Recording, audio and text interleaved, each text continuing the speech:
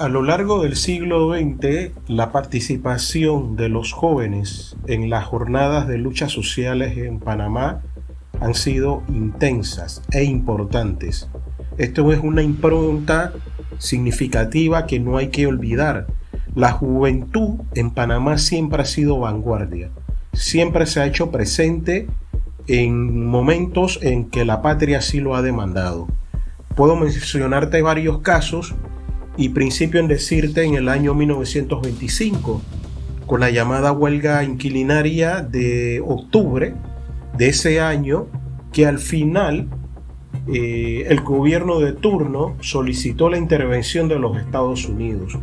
En esas jornadas importantes pues cayeron gente como Mirona y Jaén,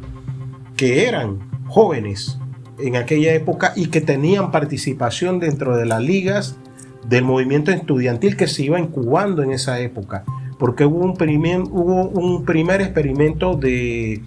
dirección estudiantil en la década de los años 20, que posteriormente se va a retomar con la Federación de Estudiantes de Panamá en la década de los años 40. En la década de los 40, Dayana, la organización de la Federación de Estudiantes de Panamá, que va a ser protagonista de varias jornadas en ese periodo, sobre todo con los sucesos del convenio Philogen del año 1947, que fue una participación masiva de la población panameña como ocurre en la actualidad. Hubo la famosa marcha histórica de las mujeres. Se habla de una marcha de mujeres de aproximadamente 10.000 mujeres para el rechazo del convenio, pero estaba el Frente Patriótico de la Juventud, que agrupaba gente joven que estaba iniciando sus estudios en la Universidad de Panamá, pero que ya tenía participación desde la fila de la Federación de Estudiantes, porque habían sido personas que habían reorganizado la nueva Federación de Estudiantes. Carlos Iván Zúñiga, Humberto Ricor, Joaquín Beleño, Ramón H. Jurado, que serán figuras posteriormente destacadas de la palestra nacional, tanto del mundo político como del ámbito cultural. También te puedo mencionar que en la década de los años 50, el movimiento dentro de la Normal de Santiago, que era liderizado por jóvenes estudiantes, y que hablar de las jornadas históricas de 1958 y 1959. Y recordemos que en el año 58 la protesta que demandaba por mejor calidad de educación, por el costo de la vida, por una serie de medidas sociales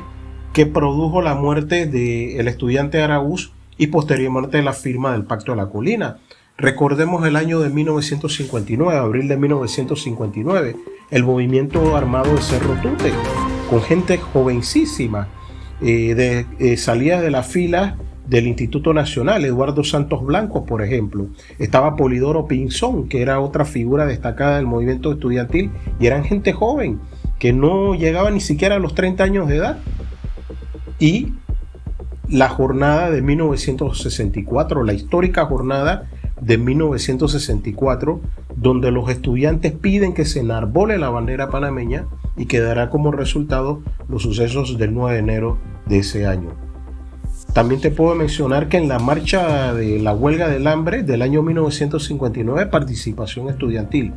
Reitero, la juventud en Panamá siempre ha sido vanguardia y ha estado preocupada por los problemas sociales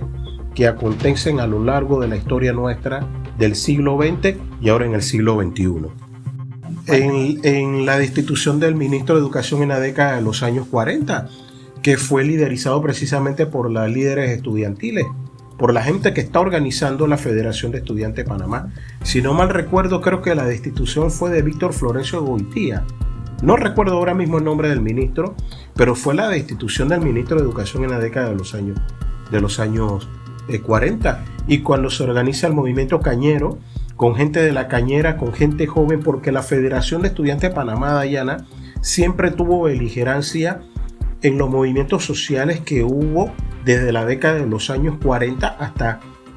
la década de los años 60. Para posterior, cuando se produce el golpe de 68, pues hay una ruptura y nuevamente hay ese proceso de reorganización de la fila del movimiento estudiantil, pero reitero, la beligerancia efectiva desde la década de los años 40 hasta la década de los años 60 de los estudiantes.